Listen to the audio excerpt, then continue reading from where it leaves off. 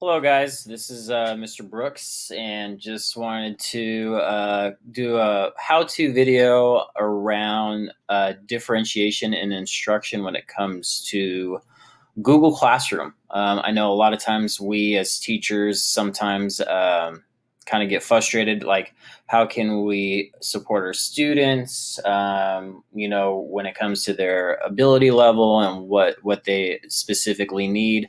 So I thought I'd make a little video today on how we could possibly do that. So right now I am in my Gmail and or sorry, not my Gmail, but my Google account here. So this is my work one. This one's specifically set up for Chrome to open up to all my resources and tabs. As you can see, all the extensions I have through work. So what I'm going to do is I'm going to go up to this waffle here, and I'm going to, or I call it the 9 grid. Waffle for the little guys because it does look like an Eggo waffle, but I call it the 9 grid for my older students. So I'm going to go ahead and click on the Google Apps, and you'll see all these different options that you have. So today we're just going to go ahead and we're going to click on Google Classroom. So what's great about that, it's going to take you to my Google Classroom today. And one of the neat things about Google Classroom is, of course, you can have a lot of different classrooms and set it up for middle school because we do have rotating class periods. But one of the cool things was when I taught 4th, 5th, and 6th grade, when I was self-contained and I had 30 students all day long, is I actually would have virtual classrooms that my students would go into. And one of those in previous years was a guided reading class. So that was where I did all my reading instruction and when I did small group instruction. So they would have tasks to do in guided reading, and they would also have tasks to complete in guided reading as well, as far as like center work and all that.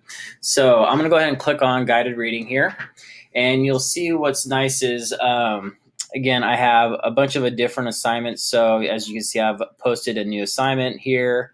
I have a video here from a previous class, and all these different assignments that I have. So one of the things I used to do when I used to teach guided reading is I would have different groups. So if we go up here to this classwork section here, I'll go ahead and click on classwork.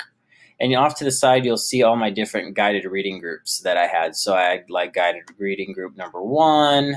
I had guided reading group number 2. I had 3. So I didn't want to assign all the work to all my students, and I just wanted to assign it to specific students. So, for example, if I wanted to submit or I wanted to do an assignment for just this first guided reading group, one of the cool things was when I did my guided reading groups, I labeled them 1, 2, 3, 4, 5. I did not personally have any affiliation with their ranking as far as like which group was the strongest, which group was who needed extra support in reading.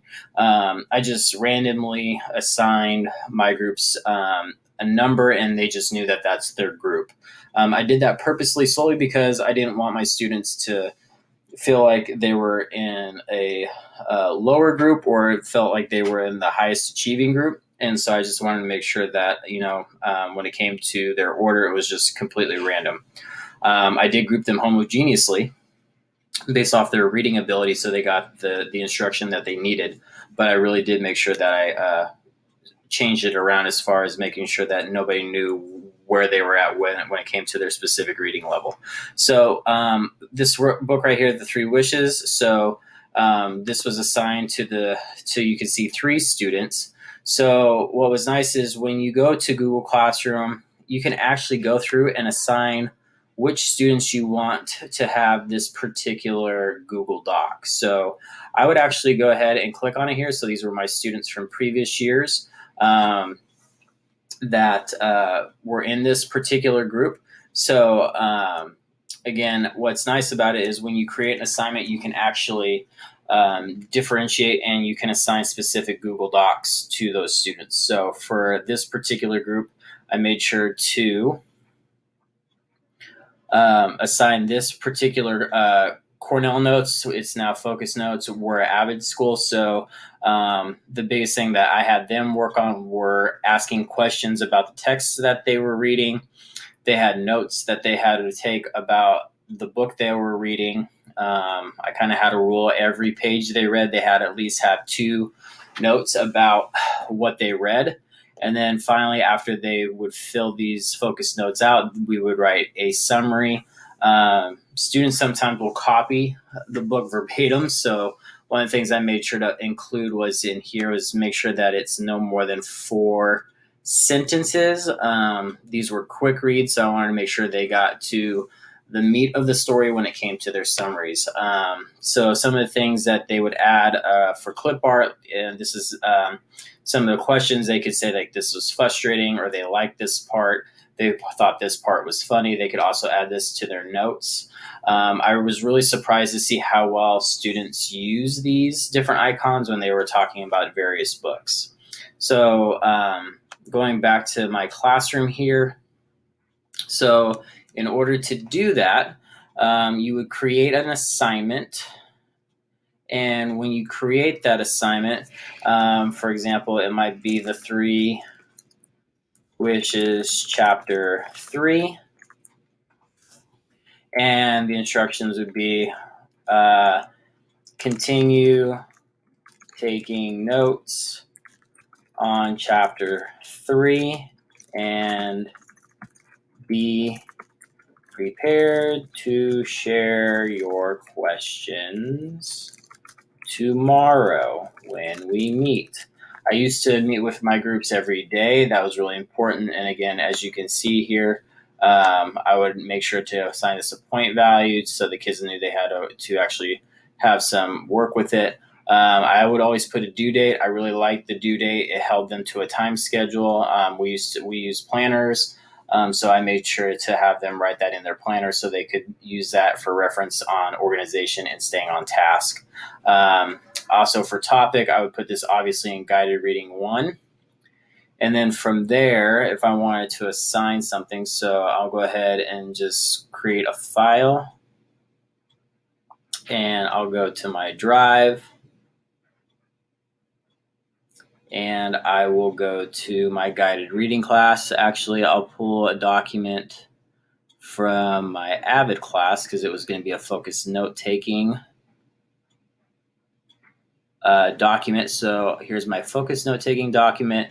And then I would make sure that I would assign this to each student. A lot of teachers find themselves frustrated when they make an assignment and they forget to click on View File and make sure that they make a copy for each student, because what a lot of students or a lot of teachers end up doing, is that they say students can edit file. So that means that they can work on it. That is very true.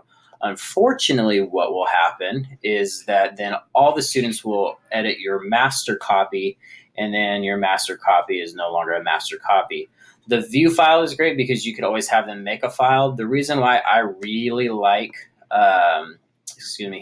the make a copy for each student is because when it makes a copy for each student, what ends up happening is it automatically generates what the file name is, but it also tags the student's first and last name so you can track which Google Doc is coming from which student, which I really appreciate. So one of the bigger things is I'll go ahead and assign this as a 10-point value. And then I'll go here where it says all students. And for example, I only had 3 students. So I'll click off all the students because I do not want this particular document to go to all my students. Again, this is going to be just for them.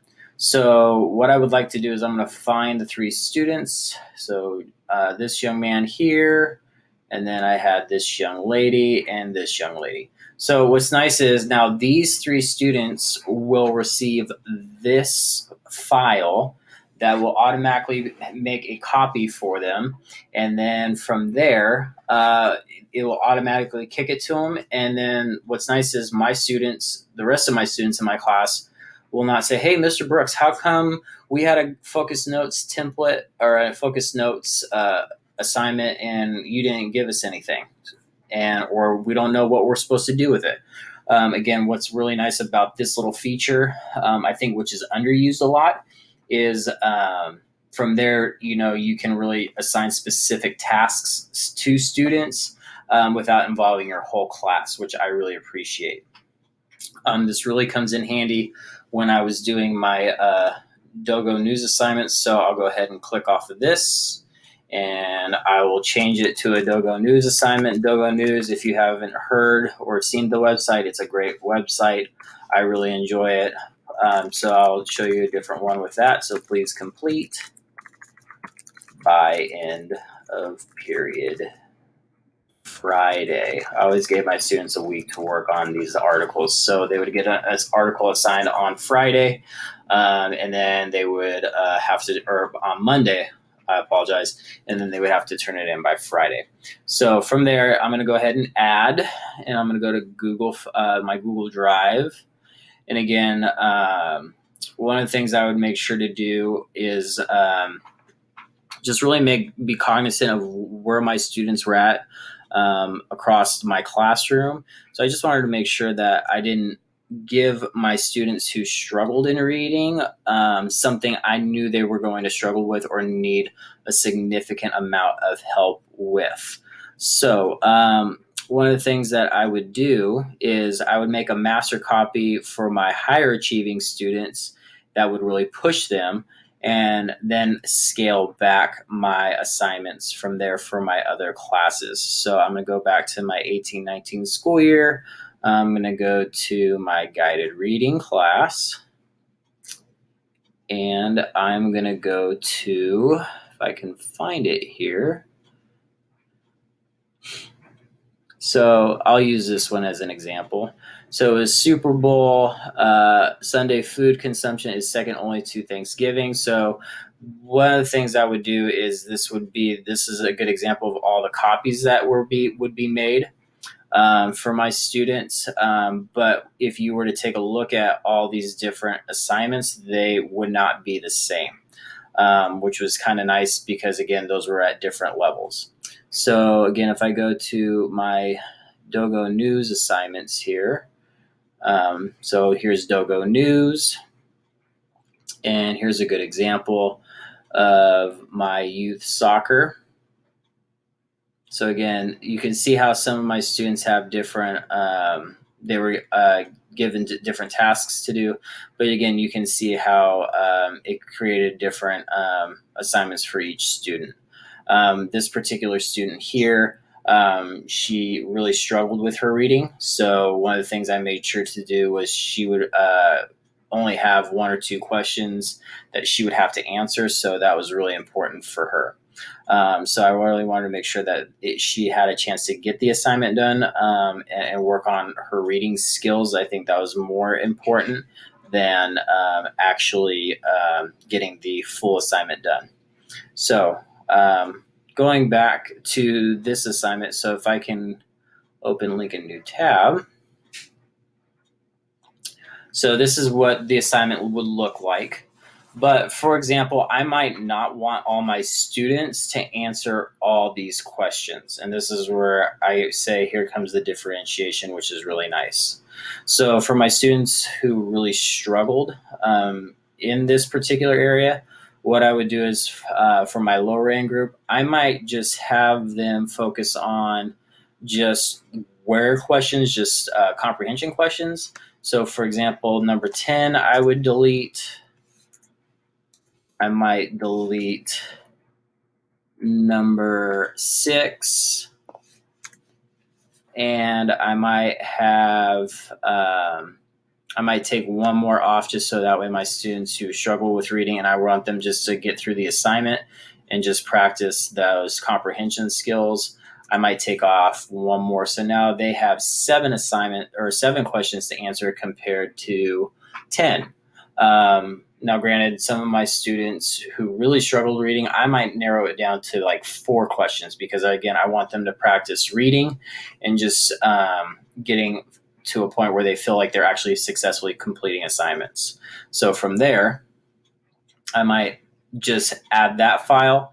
And then again, I might put it under guided reading. and then my topic would be Dogo News. So here's my Dogo News article. But then I might just have these 3 selected students do this particular assignment. So then I would make a copy for these particular 3 students, and then I might kick it out to just these 3 students. That way, again, they get the same assignment. They just may get a differentiated assignment from the rest of the class, and then they're able to complete and be a part of the class as far as they're still learning the same concepts. They're still held accountable with the same article, but I want to make sure that they actually have a chance to finish the assignment and also participate in the assignment assigned to my class. But the great thing is they don't know, and their peers don't know, that they're doing the same worksheet, but they just have less questions to answer. This is great because this takes away time at the copy machine where you have to run multiple different worksheets for kids at various levels. This is just a quick and easy way to do that. So I might, again, post or assign this here.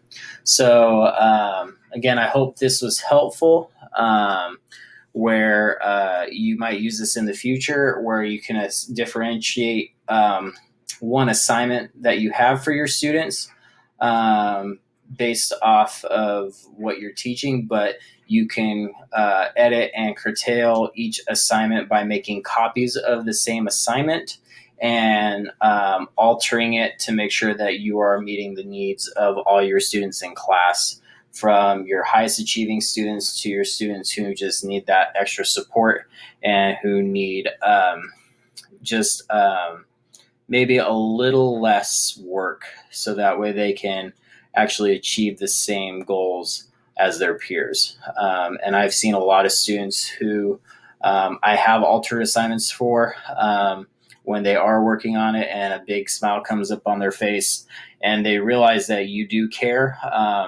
by obviously working with them around the questions that you're asking. But you are still holding them accountable when it comes to the same reading, and then they don't feel like they're being different. You're actually just meeting the needs of your students. So I hope this was helpful, guys. Please leave comments in the below if you feel there's a better way to do this, but I felt this was one of the better ways to do this. Thanks for watching.